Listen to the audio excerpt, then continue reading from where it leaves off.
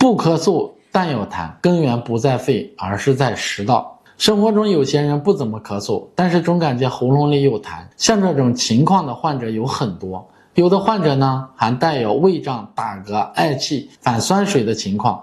从中医的角度分析，这种痰它不是从气管出来的，而是从食道里反流上来的。